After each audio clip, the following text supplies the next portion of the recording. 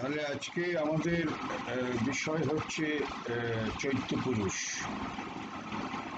এই শব্দটি বিশেষ করে শ্রী অরবিন্দ এবং শ্রীমায়ের যে সাধনা তার দর্শন তার মধ্যে বিশেষভাবে এটা একটা অন্য মাত্রা পেয়েছে। এবং এইটা নিয়ে সুবিস্তৃতভাবে আমাদের ইতিপূর্বে মানুষের বলা যেতে পারে একরকম অজানাই ছিল সেই অর্থে। প্রথম মা এটা জানতে পারেন শ্রীমা যখন তিনি আলজেরিয়াতে মিস্টার তেওর কাছে গুচ্ছবিদ্যা শিখতে যান এবং সেইখানেই তিনি প্রথম এই ইঙ্গিতটি পান এবং সেখানে তিনি বলছেন যে ইনার বিইং, সেই ইনার বিইংয়ের কথাটাই মা প্রথম শুনেছিলেন একেবারে ব্যাকরণগত অর্থে মিস্টার তেওর কাছে। তিনি একজন বড় গুচ্ছবিদ্যাবিদ ছিলেন এবং তার স্ত্রীও ছিলেন মাদাম তেও। চৈত্য পুরুষ হচ্ছে আমরা প্রচলিত ধারণায় প্রায় সকলেই যে বিশ্বাস করি যে আমাদের প্রত্যেকেরই একটি অন্তরাত্মা আছে, সোল, এবং সেই সোল আছে বলেই আমরা আছি। এবং বলা হয় এবং আমাদের শাস্ত্রেও বলা হয় যে সমস্ত বস্তুর মধ্যেই তার আত্মা আছে, বস্তুর আত্মা। সেটা নিরেট বস্তুর মধ্যেও আছে, সেই জ্যোতির কণা, আলোর কণা। তো সেটা মানুষের মধ্যে এসে একটা অন্য মাত্রা পেয়েছে এবং তারও বলা যায় একরকম বিবর্তন হয়েছে, মানে সে একটা ব্যক্তিত্ব সম্পন্ন হয়ে উঠেছে। প্রথমে ছিল সেটা একটা অস্তিত্ব, এন্টিটি। সেটা ধীরে ধীরে ধীরে ধীরে ক্রমান্বয়ে বিবর্তনের ধারায় যখন পশু থেকে মানুষ হয়েছে, ইতিমধ্যে সে আরও সংহত হয়ে গেছে সেই এন্টিটিটা। সে সেই অর্থে একজন পার্সন হয়ে উঠেছে, মা যেভাবে ব্যাখ্যা করেছেন, শ্রী অরবিন্দ যেভাবে বুঝিয়েছেন। প্রশ্ন হচ্ছে যে এই চৈত্য পুরুষ আমরা জেনেছি, যে অর্থে চৈত্য পুরুষ আমরা এখানে আলোচনা করব, সেই বস্তুটি, সেই অস্তিত্বটি মানুষ ছাড়া অন্য কোনো প্রাণীর মধ্যে নেই। মানে নেই মানে যে অর্থে আমাদের মধ্যে আছে সেই অর্থে নেই। অত্যন্ত ক্রুড অবস্থায়, একেবারে ক্ষীণ অবস্থায় তার হয়তো অস্তিত্ব একটা আছে, কিন্তু সেটার কোনো ভূমিকা নেই, তার কোনো কার্যকারিতা নেই। কার্যকারিতাটা মানুষের আবির্ভাবের পর থেকেই তার একটা বাড়তি আবির্ভাব এসেছে, অর্থাৎ আত্মা, এবং আত্মার সাথে এসে গেছে আরেকটি অংশ, তার আবির্ভাব হয়েছে, যাকে মা বলছেন, শ্রী অরবিন্দ বলছেন চৈত্য পুরুষ। এটা অন্য সাধনার ক্ষেত্রেও কিন্তু এত বিস্তৃতভাবে অবগত নয় বলে আমরা জানি। কেন এসেছে, কেনই বা ইতর প্রাণীর মধ্যে ছিল না চৈত্য পুরুষ বা নেই, আর কেনই বা মানুষের মধ্যে এসেছে, এটা তো একটা বড় প্রশ্ন। What is the purpose? সবসময় তো একটা প্রশ্ন যে হোয়াট ইজ দ্য পারপাস। প্রাণীর মধ্যে, মানে মানুষের আগেকার প্রাণীর মধ্যে রইল না, ছিল না, পাওয়া যাচ্ছে না, মানুষের মধ্যে এসে তার একটা আবির্ভাব ঘটেছে। কেন? পারপাস, সেইটা একটু যদি আমরা বুঝি আমাদের বোঝবার সুবিধার জন্য, যে এই চৈত্য পুরুষ এর আবির্ভাব হয়েছে বলেই কিন্তু আমরাই একমাত্র প্রাণী যার বিবর্তন আছে। যদি চৈত্য পুরুষ না থাকতো, তাহলে বিবর্তনের যে ধারা, অগ্রগতির যে ধারা, জন্মান্তরের যে ধারা, সেটা ক্যারি ফরওয়ার্ড হওয়ার সম্ভাবনা ছিল না।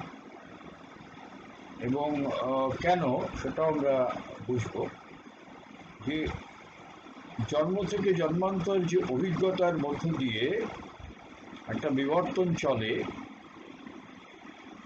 এবং দেখা যায় যে একটা শতাব্দীর, একটা যুগের মানুষের সাথে পরবর্তী যুগের মানুষের চেতনাগত, বুদ্ধিগত, কৌশলগত, অভ্যাসগত, দৃষ্টিভঙ্গিগত, চিন্তাগত প্রচুর পার্থক্য ঘটে গেছে, অর্থাৎ অনেক পরিবর্তন হয়েছে। সেই পরিবর্তনটা পিছনের দিকে নয়, সবসময় বাইরের দিক থেকে অন্তত বোঝা যায় যে একটা কোথাও অগ্রগতি আছে। অর্থাৎ মানুষের জীবনযাত্রা যে প্রস্তর যুগে ছিল, যেভাবে মানুষ বাস করত, সেই মানুষই তাম্রযুগ পেরিয়ে, বহু শতাব্দী পেরিয়ে, বহু যুগ পেরিয়ে আধুনিক যুগে এসেছে। এবং এই আসার মধ্যে তার অভ্যাস, তার সমস্ত কিছু, ভাষা, শিক্ষা, সংস্কৃতি, সমস্ত ব্যাপক পরিবর্তন ঘটে গেছে, যেটা অন্য কোনো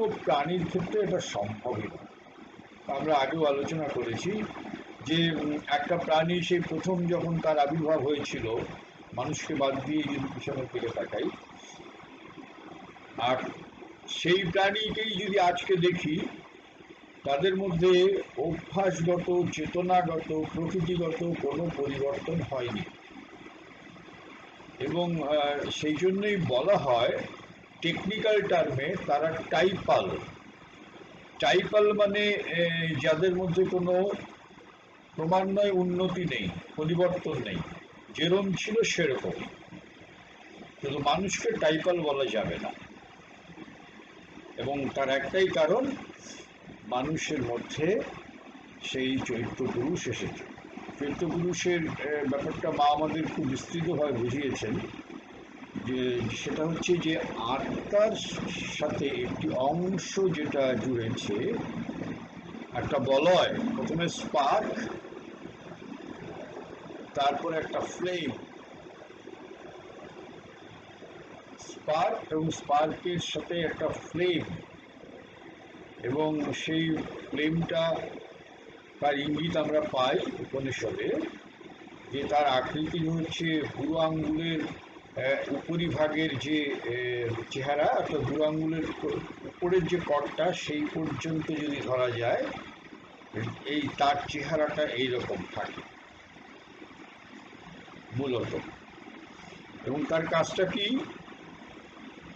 তার কাজটা হচ্ছে আমাদের এই অজ্ঞানতার জীবনকে ঘিরে, আলো আধারের জীবনকে ঘিরে, আমাদের যে প্রকৃতি পরিবেষ্টিত যে জীবন, মন প্রাণ দেহ আশ্রিত, তার মধ্যে আমাদের যা কিছু আমরা যে ধরনের জীবন যাপন করি, যে অভিজ্ঞতা সঞ্চয় করি, সেই অভিজ্ঞতাগুলো একরকম সে বহন করে। যদি বলি তার সাইকিক মেমোরি, বোঝবার সুবিধার জন্য, হ্যাঁ, সেরকম একটা স্মৃতি যেন তার মধ্যে থেকে যায়, সেইটা সে বহন করে, এবং যতদিন বাঁচে ততদিন পর্যন্ত সে সেটা বহন করে, তার মধ্যে থেকে যায়। এবং যখন মানুষের একটা নির্দিষ্ট সময়ে তার দেহের আর অগ্রগতি সম্ভব নয়, দেহ সেলগুলো যখন শুকাতে থাকে, তার রিপ্রোডাকশন হয় না, আস্তে আস্তে যখন আমরা মৃত্যুর দিকে যাই প্রকৃতির নিয়মে, একটা সময় যখন আমাদের দেহের অবসান হয়, তখন আমাদের যে অন্তরাত্মা, সে তখন যে আধারে এসেছিল, সে তখন রিলিজ হয়ে যায়, মুক্ত হয়ে যায়, এবং তার সাথে সাথে চৈত্য পুরুষ, অর্থাৎ তাকে ঘিরে যে একটি বলয়, সে যে একটা জীবনের মধ্যে যে সমস্ত অভিজ্ঞতা অর্জন করেছিল, সেটাকে সে বহন করে সঙ্গোপনে, তার মধ্যে থাকে সংযুক্ত, এবং সে সেটা তার যে সাইকিক ওয়ার্ল্ড আছে ঊর্ধ্বতর জগতে, সে সেখানে চলে যায়, সে নির্গত হয়ে যায় দেহ অবসানের সাথে সাথে। এবং উদ্দেশ্য হচ্ছে যে এই যে যে অভিজ্ঞতাগুলো সে অর্জন করলো, এই সাইকিক বিং আবার যখন একটি মানব দেহ আসবে, সেই মানব দেহের মধ্যে তারও প্রবেশ ঘটবে, তারও প্রবেশ ঘটবে। এবং যখন প্রবেশ ঘটবে তখন আগের জীবনের যে অভিজ্ঞতাগুলো তার মধ্যে একরকম বলা যায় প্রথিত হয়ে আছে। এবং যেগুলো বোঝার সুবিধার জন্য, যেগুলো ধরো খুব উন্নত কিছু অভিজ্ঞতা, একটা মানুষের জীবনে প্রচুর বিপুল তার প্রোগ্রেস হয়েছে কোনো কোনো বিশেষ বিষয়ে, স্বভাবগত বা কোনো তার একটা প্রফেশনগত, তার কোনো একটা স্কিল, সেইগুলোকে সে তার বেস হিসাবে সে সেখান থেকে শুরু করবে আর একটা আধারের মধ্যে যখন সে আসবে। এবং সেই আধার যখন একটু সুযোগ পাবে, সাপোর্ট পাবে, এনভায়রনমেন্টাল সাপোর্ট এবং চারপাশের সাপোর্ট পাবে, সে তখন মানে সহযোগিতা পাবে, সে তখন সেই বেসটা থেকে সে শুরু করবে, আগের যে বেসটা। এখন ধরা যাক আগের যে আধারে সে ছিল তার ভিত্তিটা খুবই নরমাল, খুব কাঁচা, খুবই অর্ডিনারি, তার তেমন কিছু উৎকর্ষতা ছিল না, তেমন কিছু উৎকর্ষ অভিজ্ঞতা তার হয়নি বিশেষ দু একটা দিক থেকে ছাড়া। সে কিন্তু তখন ওই সাইকিক বিংটি যখন অন্য একটা শরীরে আসবে, সে কিন্তু ওইখান থেকে শুরু করবে, ভিড়টা ওইখানে। এবার তাকে যদি সেইখান থেকে প্রোগ্রেস করতে হয় দেহকে আশ্রয় করে, তাহলে সেটাও সম্ভব যদি সে এক্সটার্নাল সমস্ত সাপোর্ট পায়, এনভায়রনমেন্টাল সাপোর্ট এবং সোশ্যাল সাপোর্ট যদি পায়, তাহলে কিন্তু সে দ্রুত উন্নতি করবে। কিন্তু দেখা যায় অপেক্ষাকৃত অনেক প্রতিকূল পরিস্থিতির মধ্যে আগের জীবনের সাইকিক এসেছে, আগের জীবনের সাইকিক নানান অভিজ্ঞতায় খুব সমৃদ্ধ, অনেক পজিটিভ দিক ছিল আগের জীবনে, তার অভিজ্ঞতার মধ্যে অনেক উৎকর্ষতা ছিল, কিন্তু সে ধরে নেওয়া যায় সে অত্যন্ত একটা খুব কঠিন প্রতিকূল পরিস্থিতি, ওটা একটা হতদরিদ্র পরিবার, নানান রকম ডিফিকাল্টি আছে, স্ট্রাগল আছে। ধরা যাক বাড়িতে তার সেই অ্যামিনিটি সুযোগ সুবিধা নেই, হ্যাঁ, হয়তো বিদ্যুৎ নেই, পড়াশুনো করার মতো তার অর্থ নেই সেই রকম পড়াশুনো চালিয়ে যাওয়ার মতো, কিন্তু আগের জীবনের যদি তার একটা অসাধারণ প্রোগ্রেস ঘটে থাকে, সে কিন্তু ওই প্রতিকূল অবস্থার মধ্য থেকেই দেখা যাবে তার মধ্যে সব লক্ষণ সেই জন্য একটু এক্সেপশনাল, ব্যতিক্রম। অর্থাৎ তার পড়াশুনো করানোর ইচ্ছা নেই অথচ সে পড়াশুনো করতে চায়, তার হয়তো সঙ্গীতের দিকে প্রচণ্ড ঝোঁক, কিন্তু সঙ্গীত শেখানোর মতো তার পারিবারিক অবস্থা নেই, কিন্তু সে ওর মধ্য থেকেই তার অসাধারণ সঙ্গীত প্রতিভা, এগুলো সাইকিকের মধ্যে একরকম স্মৃতি হিসাবে সেটা ক্যারি ফরওয়ার্ড হয় আগের জীবনে। তখন যদি সহযোগিতা না পায়, তখন কিন্তু সেই সুযোগগুলো আর বিকশিত হতে পারে না। কিন্তু যদি একটু সাপোর্ট পায়, তখন কিন্তু অল্পেতেই সে অনেক দ্রুত সে উন্নতি করতে পারে যে কোনো বিষয়ে, যেটা আগের জীবনে ছিল, যে অভিজ্ঞতাগুলো বহন করেছে। পাশাপাশি সে যদি নতুন কোনো একটা অভিজ্ঞতার জন্য খুব ইতিবাচক তার কোনো সাপোর্ট, তার যে সহযোগিতা বা তার যদি গাইডেন্স সে পায়, তাহলে কিন্তু সে সেটাকে ক্যাচ করে। তার সংস্কার যদি একটু ভালো থাকে, হ্যাঁ, আধ্যাত্মিকতার দিকে হয়তো তার ঝোঁক।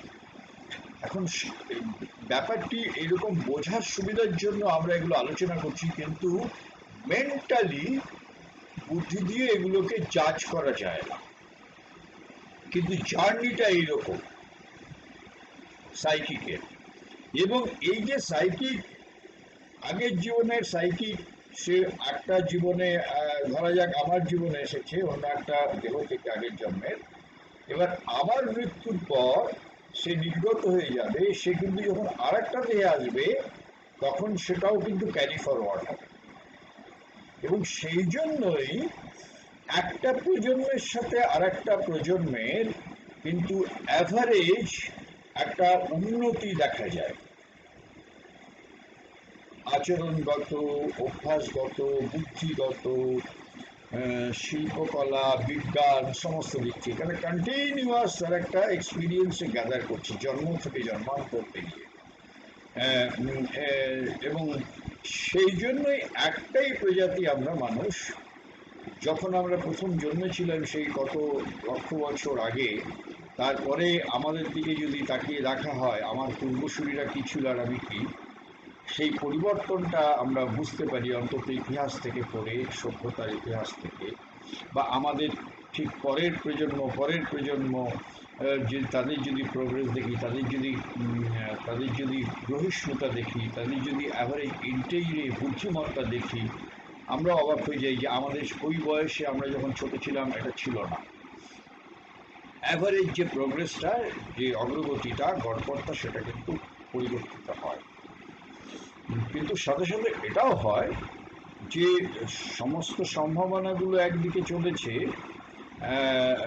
কিন্তু যদি আশেপাশের পরিমণ্ডল যদি খুব অত্যন্ত স্থূল, নিম্নমানের, অজ্ঞানতার হয়, তাহলে কিন্তু পরিবেশ তাকে পুল করবে, তাকে টানবে।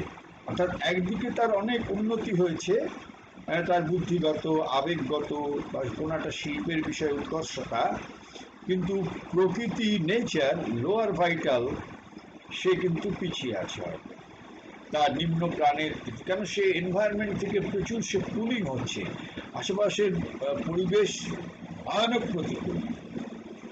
সেইখানে যদি সাইকি অর্থাৎ চৈত্য পুরুষের যদি একটা কোনো পূর্ব সংস্কার থেকে থাকে, তাহলে কিন্তু ওই প্রতিকূল মানে নিম্ন স্তরের আবেগজনিত বা ভাইটাল, লোয়ার ভাইটালের ইনফ্লুয়েন্স থাকা সত্ত্বেও সে সেখান থেকেও কিন্তু সে নিজেকে বার করে এনে তার যে প্রগতির অব্যাহত ধারা, সেটাকে কিন্তু সে চালিয়ে যাবে, বিকজ তার সাইকিকের মধ্যে একটা সংস্কার রয়েছে।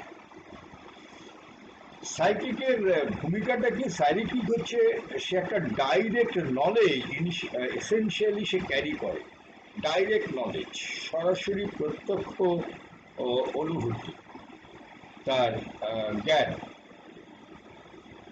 তার কোনো লজিক নেই, তার কোনো জাজমেন্ট নেই, তার কোনো মানে যে অর্থে ভালো মন্দ দেখে বিচার করা, যেটা আমরা আমাদের মন করে, আমাদের বুদ্ধি করে, আমাদের যুক্তি করে, সাইকিকের কাজের ধারা কিন্তু তা না। সাইকিক হচ্ছে ডাইরেক্ট পারসেপশন অফ ট্রুথ, সরাসরি হ্যাঁ বা না। কেন সোলকে ঘিরেই সে রয়েছে। সোল মানে হচ্ছে এমানেশন বা projection of the universal consciousness. সে যখন ডিসেন্ড করছে আধারের ব্যক্তির আত্মা হয়ে, সে তো ট্রুথ কনসাসনেসই প্রজেক্টেড হচ্ছে ব্যক্তির মধ্যে, সে আশ্রয় নিচ্ছে এবং তাকে ঘিরে যে বলা হয় সেটাও সত্যেরই প্রজেক্ট এসেনশিয়ালি। সুতরাং সাইকিকের কিন্তু মানে পিওরলি যদি আমরা সাইকিকের যে এসেনশিয়ালি তার যে নলেজ, তার যে পারসেপশন, সেটা যদি আমরা টাচ করতে পারি, তাহলে কিন্তু তার কোনো ভুল নেই, তার কোনো ভ্রান্তি নেই, তার মধ্যে কোনো ইগনোরেন্স নেই। এবং সে আর একটা পারপাস সে ক্যারি করছে, সেই জন্যই তার আশা আমাদের শরীরের মধ্যে, যে আমাদের মন, প্রাণ, দেহ, এই তিনটেরই যে সাধারণ যে স্থূল প্রকৃতি, এটা ইগনোরেন্স এর মধ্যে, অজ্ঞানতার মধ্যে বেশিরভাগ মানুষই আমরা জীবনযাপন করি, ভ্রান্তির মধ্যে, হ্যাঁ, তারপরে নানান রকম তার যে কন্ট্রাডিকশন আছে, বৈপরীত্য আছে মনের প্রাণের দেহের মধ্যে, সেই প্রকৃতি দিয়ে কিন্তু একটা নির্ভুল জীবন, এটা একটা রাইট জাজমেন্ট, যে প্রশ্নাতীত একটা সিদ্ধান্ত, প্রশ্নাতীত একটা অনুভব, সেটা কিন্তু মনের দ্বারাও সম্ভব নয়। আলটিমেটলি আবেগ অনুভূতি দিয়েও সেটা আলটিমেটলি সম্ভব নয়। আর দেহ হচ্ছে সাধারণত নিম্ন প্রকৃতির, তার যে ম্যাটেরিয়াল মাইন্ড আছে, তার যে জড় জড়গত যে মন, জড়ীয় মন, সে কিন্তু পুরনো অভ্যাসেই সে চলতে চায়, অর্থাৎ কুলিং আছে, একটা টান আছে। সাইকিকের ভূমিকাটা হচ্ছে, সাইকিক একটা ডাইরেক্ট নলেজ, সেইটার সাথে সে আছে যে যদি আমরা তার সাথে কোনো রকম কানেক্টিভিটি করতে পারি, যোগাযোগ করতে পারি, আমাদের মনের, আমাদের প্রাণের এবং আমাদের দেহের যে ভ্রান্তিগুলো, যে বিভ্রান্তিগুলো, যে কন্ট্রাডিকশনগুলো, সেইগুলো কিন্তু তখন আর থাকার কথা নয়। যদি আমাদের মন, আমাদের প্রাণ, আমাদের দেহ যদি টিউনড হয় with the psychic existence, psychic in us, আমাদের মধ্যে সাইকিক, আর তার সাথে যদি আমার মন, আমার প্রাণ, আমার দেহ যদি টিউনড হয়, এবং সাইকিক সেটাই চায়, এবং সাইকিকের আসার মানেটাই তাই যে তুমি যে দেহের মন, প্রাণ এবং দেহের যে সংস্কার নিয়ে জন্মেছে, যার মধ্যে পুরনো সংস্কার রয়েছে, পুরনো প্রকৃতির টান রয়েছে, অজ্ঞানতা রয়েছে, সেই অজ্ঞানতা থেকে আলোর দিকে যাওয়ার জন্য একজনকে পাঠিয়ে দেওয়া হয়েছে, যে টর্চের মতো, মানে সে তুমি চাইলে সে তোমাকে বুঝিয়ে দিতে পারে, এটা নয় ওটা, ডাইরেক্ট। যদি জিজ্ঞেস করা কেন, তার কোনো উত্তর নেই, সরাসরি একটা প্রত্যক্ষ জ্ঞান, প্রত্যক্ষ অনুভব যে এটা ঠিক না, এটা ঠিক। এবং এই যে direct perception of truth, direct knowledge, সেটা একমাত্র সাইকিকের আছে। এবং সেই জন্য মানুষের জীবনের যত উৎকর্ষতায়, যত অনুশীলনী থাক না কেন, যত তার বাইরের দিক থেকে তার প্রোগ্রেস হোক না কেন, মানুষ কিন্তু অলওয়েজ সাবজেক্ট টু ফল্টারিং। অর্থাৎ অত্যন্ত সচেতন একজন দার্শনিক বা বিজ্ঞানী বা একজন চিন্তাবিদও কিন্তু সাবজেক্ট টু ফল্টারিং, অর্থাৎ তিনি ভুল সিদ্ধান্ত নিতে পারেন এবং নেন। তিনি সারা জীবন সঠিক সিদ্ধান্ত নিয়েছেন, সঠিক বিশ্লেষণ করেছেন, এটা সম্ভব নয়। কেন, সেখানে ডাইরেক্ট যদি না সাইকিকের সাথে তার প্রকৃতি টিউনিং না হয়, এবং তার উপর যদি সাইকিকের প্রভাব না থাকে, মনের উপরে, আবেগ সত্তার উপরে এবং দেহ সত্তার উপরে, তাহলে কিন্তু সে কিন্তু ভুল করতে বাধ্য। 100টার মধ্যে হয়তো 80টা ভুল করবে, যে আরও প্রুড সে হয়তো 50% ভুল করবে, কিন্তু ভুল তাকে করতেই হবে। কেন, একটা সময় গিয়ে ডাইরেক্ট নলেজ সাইকিকের সাথে কন্ট্যাক্ট না হলে হয় না। এবং সেই জন্যই একটা মিস্ট্রি অফ ক্রিয়েশন, স্রষ্টার, যে তিনি এমন একজনকে পাঠিয়ে দিয়েছেন আমাদের আবির্ভাবের পরেই, যে এই যে ভুল করে চলবে প্রকৃতি, এর থেকে তুমি আলো পাবে, সেই আলোর ব্যবস্থাটা আমি করে দিয়েছি, তার সাথে যদি তুমি সংযোগ স্থাপন করতে পারো, সেই তোমাকে বলে দেবে একদম, মানে ইনস্ট্যান্টলি তোমার মধ্যে সে অনুভূতি আসবে যে তুমি, তোমার সাথে একজনের বিয়ের নেগোসিয়েশন হয়েছে, ধরা যাক উদাহরণস্বরূপ, তোমার যদি সাইকিকের নলেজ ডেভেলপ করে থাকে, তোমার ভেতরে যদি সাইকিকের সাথে নিরন্তর যোগ ঘটে থাকে, তাহলে তুমি বুঝতে পারবে বাইরের সমস্ত পজিটিভ জিনিস থাকা সত্ত্বেও, ইতিবাচক, যার সাথে তোমার বিবাহের সম্পর্ক হতে পারে, সে আমার আমার মানে স্ত্রী হিসাবে তার সাথে একটা সম্পর্ক মানে দেখাশোনা চলছে, বাইরের দিক থেকে সব গুণপনাই আছে, কিন্তু আমি যদি সাইকিক্যালি খুব উন্নত হই, আমি দেখবো this is not for me.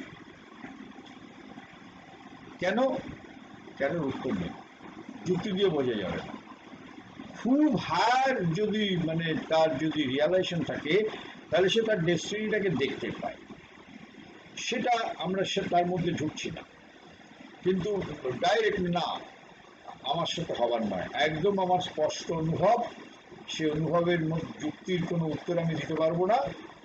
এই আমাকে যদি জিজ্ঞেস করা হয় তার ব্যাখ্যা দিতে পারবো না। ডাইরেক্ট আমার রিয়ালাইজেশন অনুভব, she is not for me. এই হচ্ছে প্রত্যক্ষ সাইকিকের জ্ঞান। এবং কোনো একটা যদি অ্যাক্সিডেন্ট, দুর্ঘটনা সামনে ঘটতে যাচ্ছে, আমার ডাইরেক্ট মনে হবে I should not move this way, I should not go that way. হ্যাঁ, ডাইরেক্ট পারসেপশন, এর কোনো ব্যাখ্যা নেই। এবং সেটা হওয়া সম্ভব যদি ধীরে ধীরে আমাদের বহিঃপ্রাণ, বহির্মন এবং দেহের স্থূল চেতনা ধীরে ধীরে সে সংহত হয়, টিউন হয়। সে যদি তার মধ্যে সে যদি অনুশীলন প্রাপ্ত হয়ে থাকে, টু কোয়াইট, শান্ত হওয়ার, নীরব হওয়ার, বাইরের সমস্ত যে অবজেক্টিভ যে কন্ডিশন, অর্থাৎ বাইরের যে যা কিছু হচ্ছে তার থেকে যখন নিজেদেরকে নিউট্রাল করতে পারবে, অর্থাৎ প্রভাব নিরপেক্ষ, যে বাইরের ঘটনা ঘটছে আমার মনের উপর কোনো ছায়াপাত হচ্ছে না, আমার আবেগের উপর তার কোনো প্রভাব পড়ছে না, ইমোশনের উপর। I am totally neutral, totally silent, totally uninterrupted আর নন প্রভোকড, আনপ্রভোকড। এই অবস্থাটা যখন আসবে, ঠিক সেই রকম কন্ডিশনে কিন্তু সাইকিক তার অস্তিত্বকে জানান দিতে পারে, দ্যাট আমি আছি। এবং সাইকিকের পারসেপশন অফ ট্রুথটা তখন আমি বুঝতে পারবো। এবং এটা কিন্তু দীর্ঘদিনের একটা অনুশীলনের ব্যাপার। কেউ কেউ পূর্বজন্মের একটা বিরাট সংস্কার নিয়ে জন্মগ্রহণ করে, that is a different thing, সেটা অন্য জিনিস। কিন্তু সাধারণত আমরা যেটা আমাদের হয়ে ওঠার ক্ষেত্রে, প্রস্তুতির ক্ষেত্রে যেটা জানা দরকার, সেটা হলো এই যে যদি আমাদের অন্য সত্তা তিনটি, দেহ, প্রাণ এবং মন, যদি আনপ্রভোকড এবং প্রভাবমুক্ত এবং বাইরের সমস্ত কিছু ঘটে যাচ্ছে আমি তার দ্বারা আচ্ছন্ন নই, প্রভাবিত নই, দেন তখনই সম্ভব একটা কোয়াইটনেস, একটা নিউট্রালনেস। এবং সেইটার জন্য কিন্তু একটা অনুশীলন দরকার। এবং সেক্ষেত্রে প্রথমত মনের একটা বড় ভূমিকা আছে। এবং প্রথম অনুশীলনের জন্য ট্র্যাডিশনালি, রিলিজিয়াসলি কিছু কিছু জিনিস সাহায্য করে। আবার অনেক মানুষ আছে তাদের ট্র্যাডিশনাল বা কনভেনশনাল বা রিলিজিয়াস এই অবলম্বনগুলো দরকার হয় না। সেটা কার কীরকম তাকে নিজেই বুঝতে হবে। সেটা হচ্ছে, আমরা আগেও বলেছি অন্যান্য আলোচনাতে, যে একটু নীরবতার অভ্যাস করতে হবে প্রথম রিলিজিয়াসলি।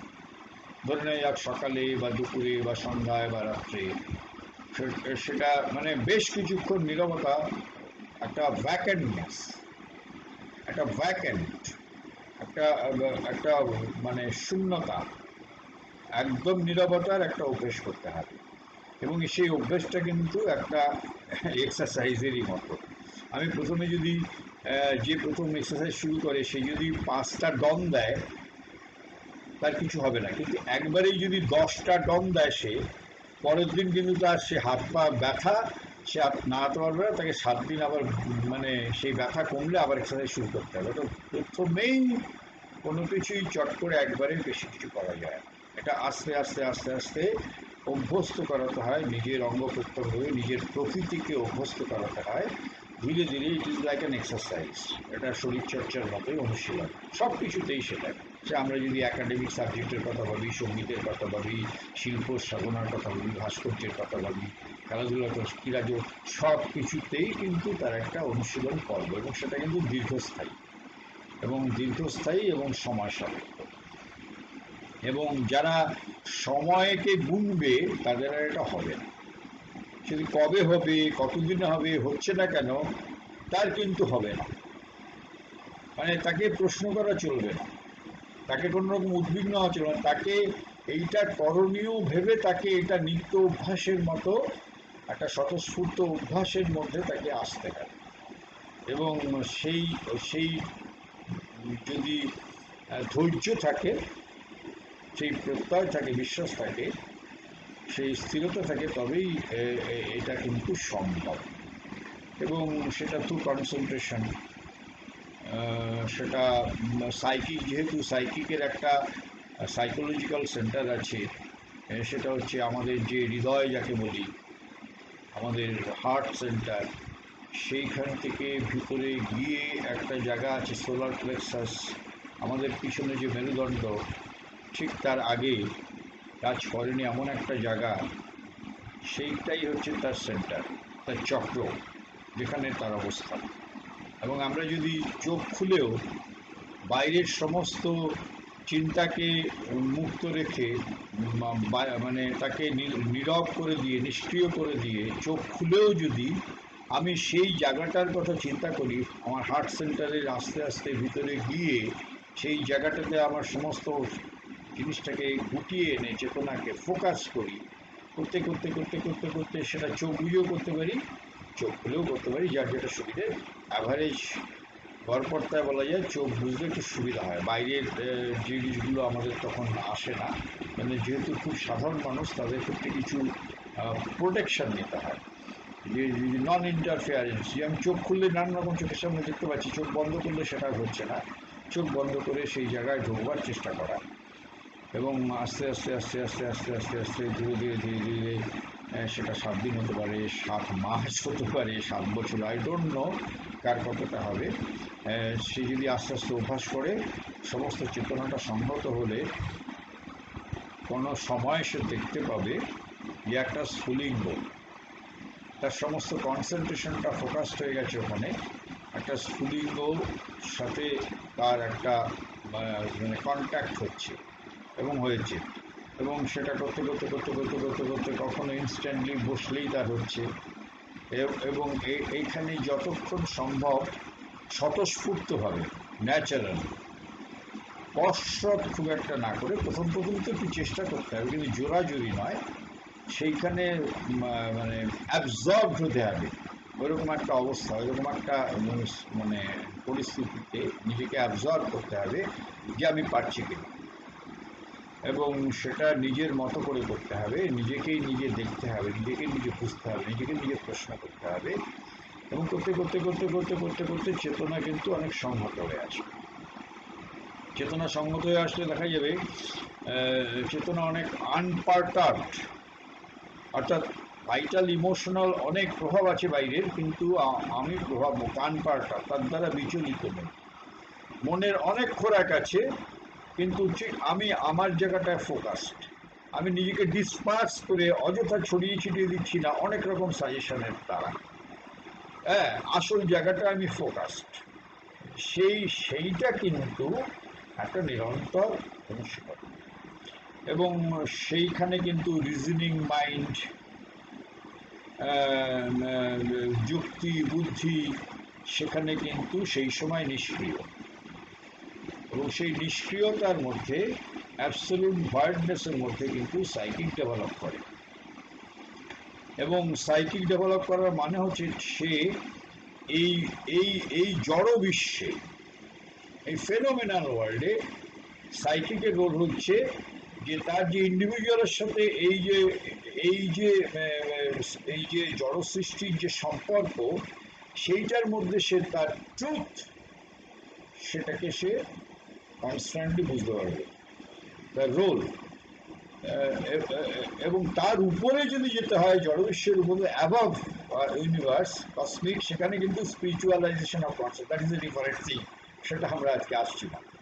কিন্তু এই ফেনোমেনাল ওয়ার্ল্ডের সাথে আমাদের যে রিলেশন, ওটা সৃষ্টির সাথে আমার, সেইখানে যে আমার যে সত্যের দ্বারা, আমি সত্য চেতনার দ্বারা যে আমি চালিত হব, তার জন্য কিন্তু সাইকিকের জাগরণ অবশ্যম্ভাবী, যেটাকে মা বলছেন সাইকিকাইজেশন, চৈত্যিকরণ।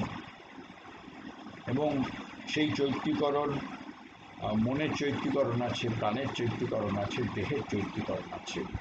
সাইকিসাইজড মাইন্ড, সাইকিসাইজড ভাইটাল, সাইকিসাইজড ফিজিক্যাল, তার মানে মন চৈত্যের দ্বারা জারিত, আবেগসত্তা চৈত্যের দ্বারা জারিত, প্রাণিত, আলোকিত। দেহসত্তা যার মেকানিক্যাল যেটা মাইন্ড, যে পুরনো কিছু অভ্যাস সে দ্বারা সে পরিবেষ্টিত, সেইখানে আলো এসে গেছে, তার দ্বারা সাইকিকের দ্বারা সে প্রভাবিত, সাইকিসাইজড ফিজিক্যাল কনসিয়াসনেস। এবং এটা ধীরে ধীরে ধীরে ধীরে অনুশীলন করলে এটা কিন্তু একটা কনস্ট্যান্ট সুন্দর জার্নি।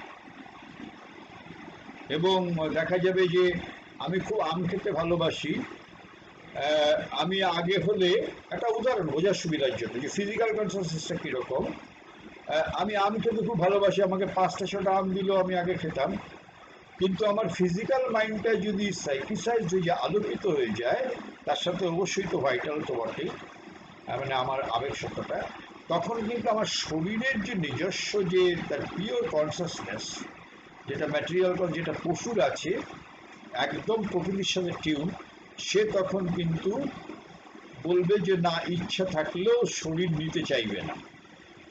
শরীরের নিজস্ব একটা ইনস্টিংক্ট, স্পন্টেনিয়াস ইনস্টিংক্ট, যেটা ভাইটালের দ্বারা প্রভাবিত নয়, আবেগ সত্তার দ্বারা, প্রাণিক সত্তার দ্বারা, বাসনা সত্তার দ্বারা প্রভাবিত নয়, শরীর কিন্তু বলবে না, আর না। এবং সেটা মানে ইনস্ট্যান্ট পারসেপশন শরীরে। ঠিক তেমনি আবেগের ক্ষেত্রেও তাই, মনের ক্ষেত্রেও তাই। এবং এটা অভিজ্ঞতার মধ্য দিয়ে না গেলে এটা যুক্তি দিয়ে বোঝানো সম্ভব নয় যে কার ক্ষেত্রে কতটা কি হওয়া উচিত। আমি বলে দিতে পারবো না যে সুবিধার 3টে আম খাওয়া উচিত কিনা।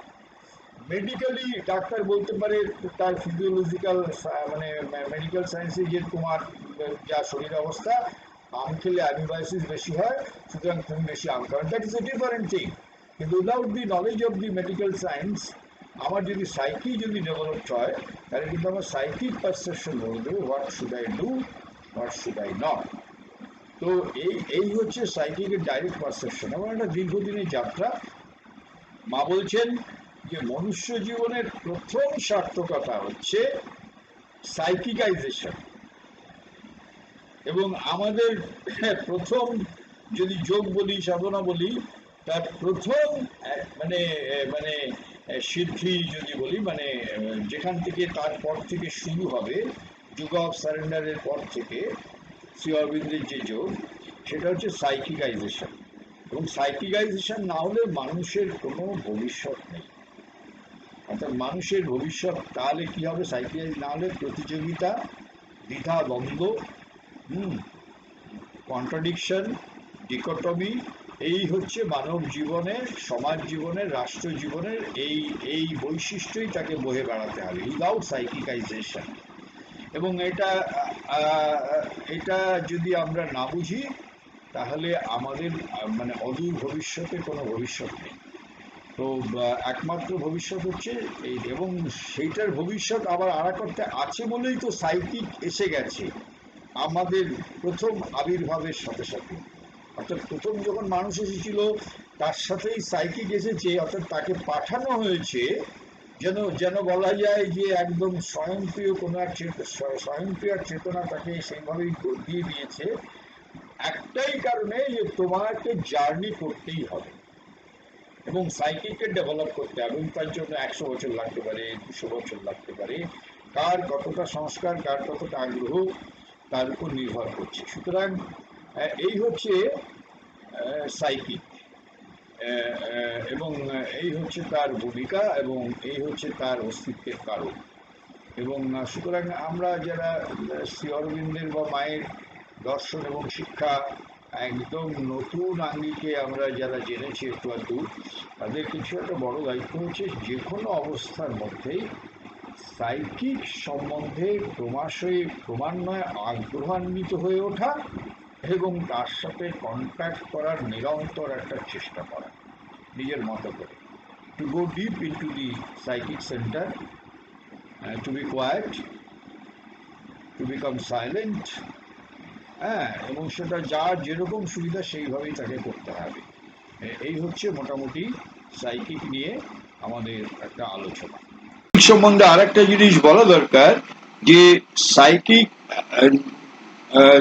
ততদিন পর্যন্ত সে জার্নি করবে যতদিন যতগুলো জীবন লাগবে তার পূর্ণতায় পৌঁছতে, অর্থাৎ মনের, প্রাণের, দেহের পূর্ণতা, যেখানে সে সর্বতভাবে ডিভাইনের সাথে আইডেন্টিফাইড, সে ডিভাইন হয়ে গেছে, অর্থাৎ সত্তাত্মক চেতনা যখন তার হয়ে গেছে, তার তিনটে প্রকৃতি এবং তার একটা অপটিমাম লেভেলে পারফেকশন এসে গেছে, তারপরে কিন্তু সাইকিক এর জন্ম নেওয়ার প্রসঙ্গ আর থাকছে না। কিন্তু তার আগে পর্যন্ত সাইকিকের জন্ম, বারবার জন্ম থেকে জন্মান্তরে আসা থাকে, কারণ তাকে তো পূর্ণতার দিকে এগোতে হবে।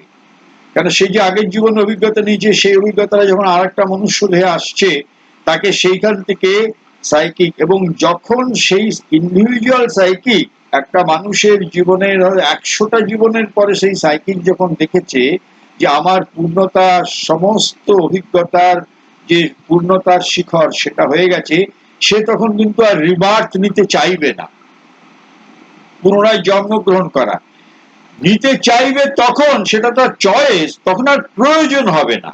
কিন্তু সে তখন জন্ম নিতে পারে, সেটা চয়েস। সে যদি এই পৃথিবীতে আবার দেহ ধারণ করে এসে সে যদি পৃথিবীকে প্রিজাইড করতে চায়, পৃথিবীকে আলোকিত করতে চায়, বাকি জনসমষ্টিকে পথ দেখাতে চায়, তখন সেটা তার সেলফ চয়েস। কিন্তু তার নিজের evolution of consciousness, evolution of being এর জন্য তার প্রয়োজন তখন সে নিজে ডিসিশন করে যে আমি বাকি জনসমষ্টি, বাকি যে জীবন, সমষ্টিগত জীবন, সেইখানে আমি একটা আলোকবর্তিকা হয়ে আমি তাদের মধ্যে থাকবো, তাদের পথ দেখাবো। যেমন মহামানবেরা, অবতাররা আসেন, তখন সেটা তার সেলফ চয়েস। কিন্তু তার আগে পর্যন্ত সাইকিককে বারবার আসতে হয় জন্ম জন্মান্তরের মধ্য দিয়ে। এটা শ্রীমা বলেছেন, এবং এটাও শ্রী অরবিন্দ তার সিনথিসিস অফ যোগে খুব সুন্দরভাবে তিনি বলেছেন। ঠিক আছে, আজকে এখানেই শেষ।